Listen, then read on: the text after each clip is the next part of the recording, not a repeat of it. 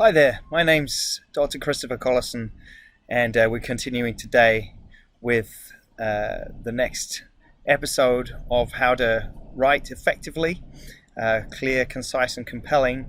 Now, one of the best movies of all time is perhaps the movie Die Hard, where John McClane goes to meet his estranged wife at a Christmas party, a holiday party.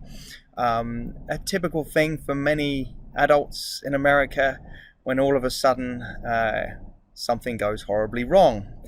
We end up having a common ground situation, something that where we know what a party is, it's happy times, and all of a sudden we disrupt that common ground, that status quo situation with a big problem, and everyone is following along with John McClane to see how he gets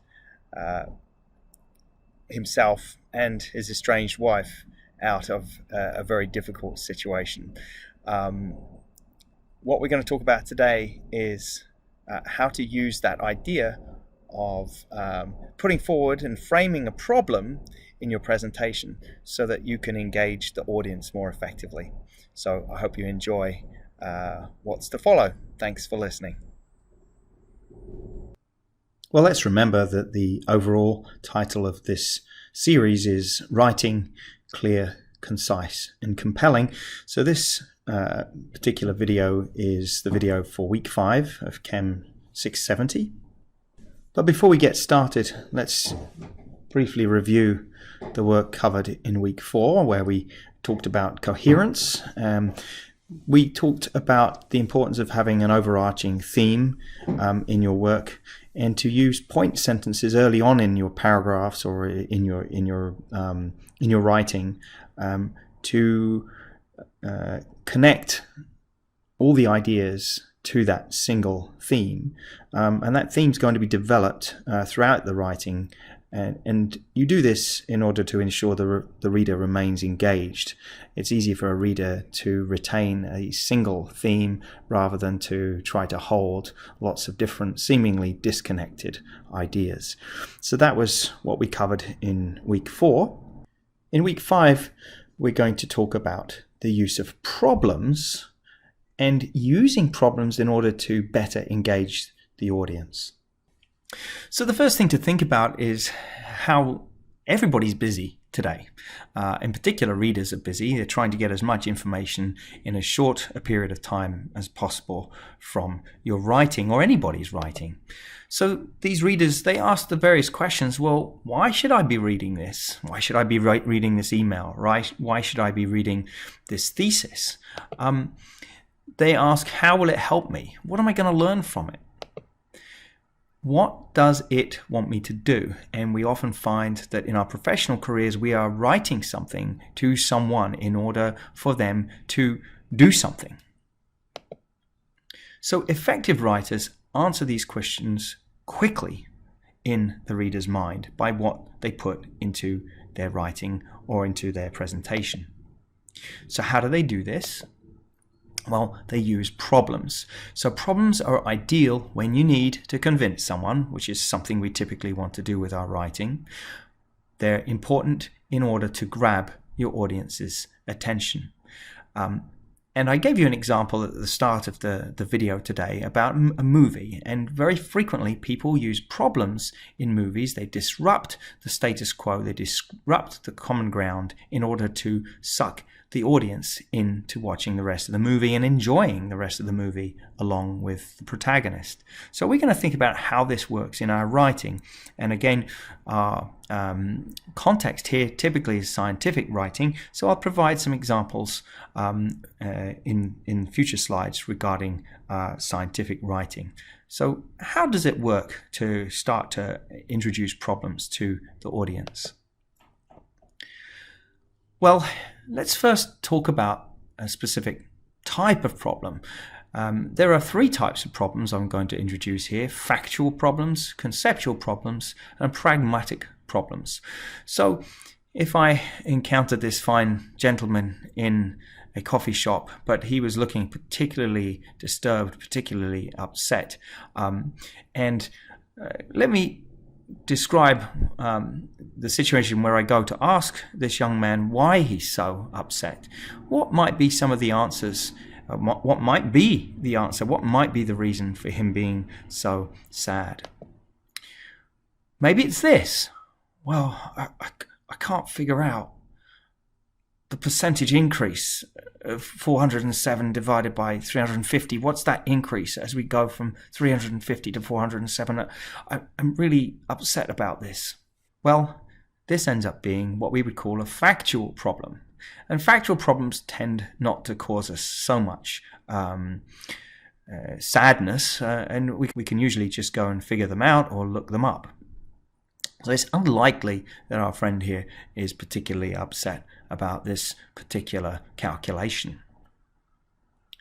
Maybe he's saying, well, I'm really sad. I just can't figure out why the carbon dioxide concentration in the atmosphere is increasing.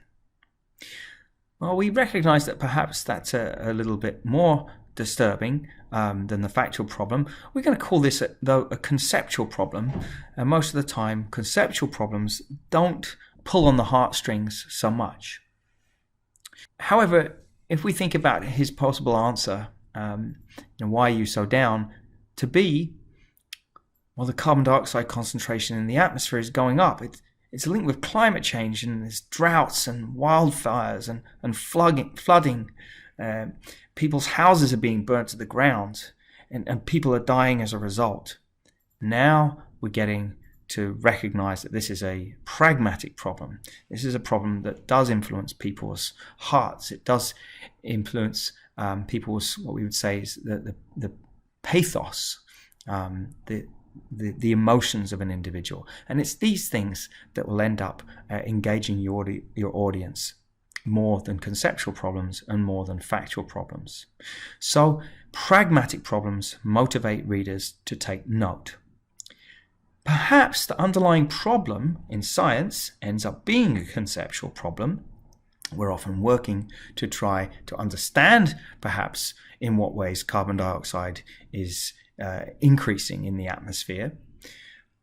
So even if the underlying problem is a conceptual one, we often want to frame this conceptual problem as a pragmatic problem so that we can pull the audience in. And this is really the prime objective in the presentation today. So how do we best introduce the pragmatic problems? Well, we want to make the most persuasive introduction possible. We want to engage people in our writing for as long as we can, as long as it needs for them to buy into perhaps the solution that we're providing. So here's how we do this. So first of all, we introduce the common ground. We typically describe an accepted belief or an idea, something that everyone in the audience can connect with.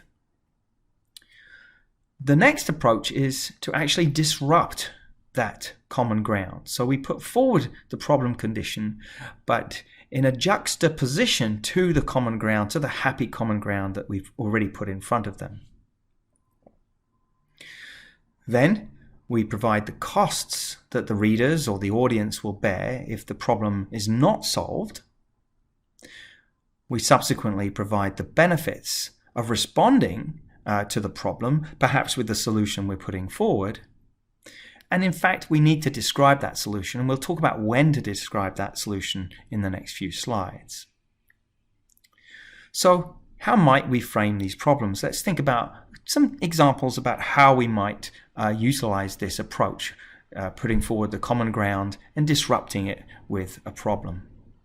So we might start with a very simple disruption, and it might go something like this. Most people think X is true, but in fact it's not true. And so some examples here include sort of positive words in the first part of the sentence and perhaps disagreements in the second half of those sentences. So, for example, most people consider that by driving fuel-efficient cars, they are mitigating climate change. But this is not true. And we might go on to say why it's not true and expand on the problem. Most meat producers present images of happy cows, happy farmland life, but this is not the reality. So again, here we're stating how something is quite different to the happy situation that's put in front of them initially. Another example, most people believe that beef comes from cows that eat grass, but use of concentrated animal feeding operations in industrial farming is not well recognized. So again, we see a contrast here, and this is what we play up. We play on this contrast to make a big impact on the audience.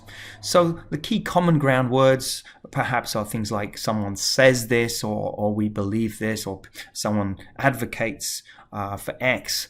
And the problem words where we need to contrast, which we might say that the understanding is incomplete, or the statement is exaggerated, untrue, or misunderstood. So that's a simple disruption. Sometimes in this second approach, we might even want to play on the competitive nature of human beings, and maybe many people want to do better or want to make progress in society. So perhaps we can play on this in a second approach. We might say that so-and-so tried a particular solution but failed. For example, a company that makes organic photovoltaics, Konaka, tried to bring commercially viable organic photovoltaics to the marketplace, but they went out of business. So we're disrupting that happy idea, and maybe we would go on to explain the problems of their business model and how we could solve that particular problem or those problems. So X here can be anything. We tried X, but we failed. Again, it plays on the competitive spirit of the audience. And failure here can be to any degree. So it might even be that so-and-so had partial success, but how do we go beyond that? In a business situation, we're often competing against other companies in order to give ourselves, perhaps more profit. And so this is something that can play on the competitive nature of the employees of that particular company. So we can also play on the competitive spirit, but now with some connection. We've talked about connecting phrases and chaining in prior videos. So let's look at some examples here. Someone may have accomplished X, but not Y. An example here, solar power is growing. This is good, but since the sun shines only during the daytime, we have what's called an intermittency problem. So that means there's not enough power from solar cells during the evening when people typically get home from work and switch their lights on.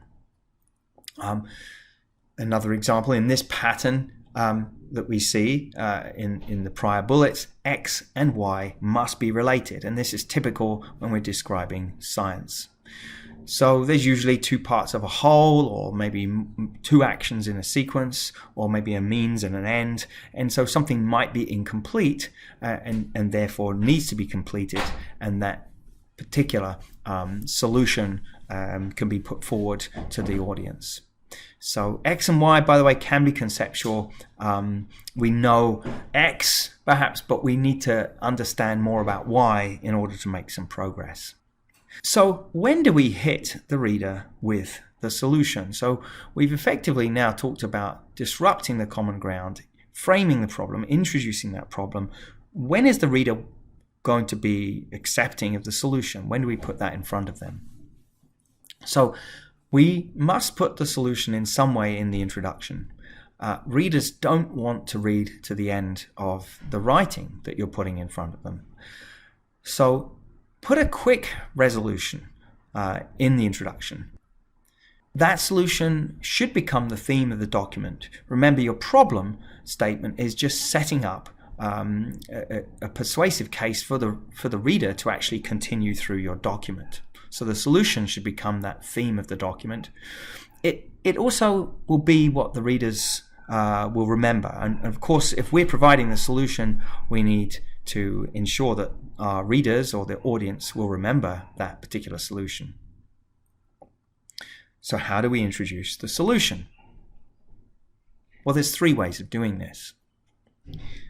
The first way given that the rest of the document is going to contain the solution in more detail, so the first approach is usually just to provide the gist of the solution. So provide a brief summary of the solution, provide the basics of what you propose for the audience to think or do, right? So you're trying to get them to think or do something. So provide the basics of what you're expecting them to do. This ends up being the most common approach and perhaps the default approach. And it ends up being the most effective way. Perhaps less effective is perhaps a mere forecast of the solution. Sometimes readers will recognize there's a good reason to build to a solution. Perhaps you don't want to put the full-on solution right up front in your introduction. But remember that readers don't want to have to wait through all the description of the problem, and perhaps they're not so involved that they will care about the solution at the end. So be careful. Don't just tell them that there's a solution coming, typically. But if you must take this approach, start with a forecast of your solution. Tell them more or less that the solution is coming. Readers then will know you're not holding back, and you're being honest with them, and they perhaps might even start to anticipate the solution. So if you can build a case where the problem is very compelling, then maybe they're interested in reading until you get to that solution. But tell them that there's a solution coming. Here's an example. If we told everybody stop eating meat tomorrow, so meat production is catastrophic for climate change, methane produced, and the amount of resources that go into keeping animals alive so that we can ultimately cut them down and eat the protein from them. This ends up being a major drain on our planet. So we might be thinking, let's go and say, stop eating meat tomorrow. But many readers are going to resist this particular solution, perhaps to the point of denial that there's even a problem in the first place. So in this particular example, maybe you state the problem so that it stops just short of that level of detail for the solution. Maybe you're saying, meat ends up being a problem, and maybe we wait until closer to the end before we suggest that to stop eating meat might be a viable solution. So I think this is one idea you can probably understand. Changing people's habits ends up being a very difficult endeavor. Perhaps the least effective approach, so we have to give the gist of the problem, then number 2 is to provide a forecast of the problem. Number 3 is to just tell them perhaps that a promise, that a solution is coming without giving any details, without really describing any details of the solution. There's perhaps some fuzzy difference between number 3 and number 2. But in this case, you're just saying, hey, the solution's coming, without really giving any idea of what that solution might be. And really, you should only use this approach when you think readers will only accept that solution if they don't anticipate it. So bottom line here, we can certainly use the stop eating meat example in number 3 here as well. But basically, bottom line is be careful with 2 and 3. Most people don't want to wait for the solution. And so remember, in summary, all right, readers prefer you to come clean from the start and state your solution up front. They don't want to guess what it's going to be. They don't want you to simply raise a problem and then launch into a discussion. In that case, readers will think that you've left them hanging, and they probably won't read to the end of your writing. So maybe a really interesting example here. What happens when readers really care about the problem that you've put forward to them? Perhaps you've done a really good job of describing the disruption to this common ground. Hey, we've got a big problem. I go to the doctor's. Doc, the doctor says to me, I'm afraid I have a bit of bad news for you. I'm now concerned, right? As a patient, is there something seriously wrong? Imagine if the doctor then ends up saying, I'll come to that shortly, but first let's talk about how your body works in significant detail. You know that as the patient, we would not want to wait to find out what was wrong with us. So that's a good example there. So in summary, we're shortly going to talk about storytelling, more about storytelling, certainly in our presentations as well as in our writing. So the story of a problem, by the way, ends up being the common ground. We then disrupt that common ground. So we create some contrast here. We create some dissonance in the audience, and the audience then wants to fix this dissonance. They want to fix this problem, and we provide the solution. And that's the most compelling way to get the idea across to the audience. So in the upcoming attractions box, we will talk more about the art of storytelling, certainly in our presentations. I'm going to give you a couple of quick ideas, though, before we go.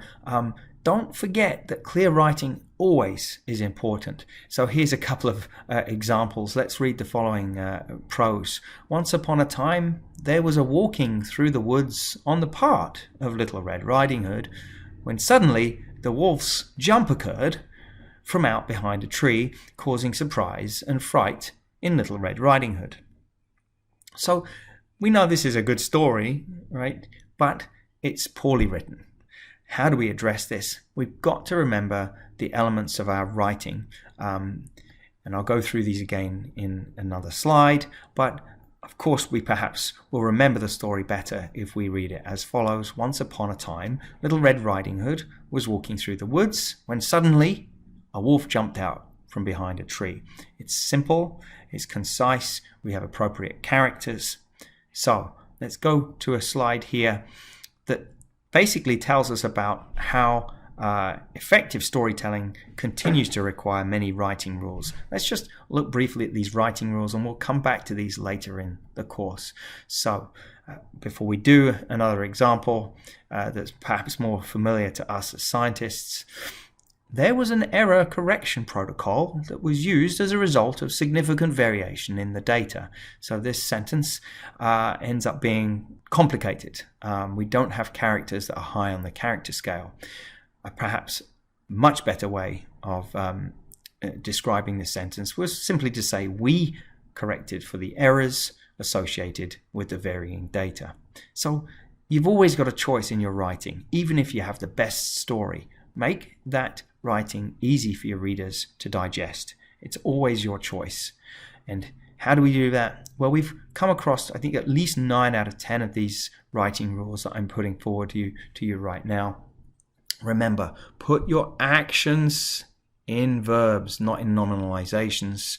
Put good characters high on the character scale, put those in the subject place of the sentence. Remember, the subject is doing the verb. Keep those subjects close to the verbs. That's that 8-word rule. If we want to introduce new information, which we always do, we're educating people, so put that new information last. We haven't talked yet so much about this, but use the passive voice judiciously. When we move to the passive voice, we move away from strong characters. We move away from I or we or Jonathan or Graham. Okay, so we've got to be careful to make sure we keep characters as subjects that are high on the character scale. Coherence, we talked about that last week. Make the first and last sentences of a paragraph match, make them connect. We also recognize in this video that people don't have a lot of time. So get rid of all those needless words that increase your word count. And remember that our readers don't have so much time. In the same fashion, use simple words. Don't use complicated words where you can effectively risk disengaging a reader. Use simple subjects as well, not complicated, over-elaborate subjects. So that really ties into the last bullet here. So use adjectives frugally. Don't use them too frequently. And again, adverbs, use them frugally. Keep the number of words down in your work. So we'll come back to these writing rules again and again, but the point here is Even if you have the best story in the world, you have to be able to write it down in a clear, concise, and compelling way. Thanks for listening, and I'll see you next time.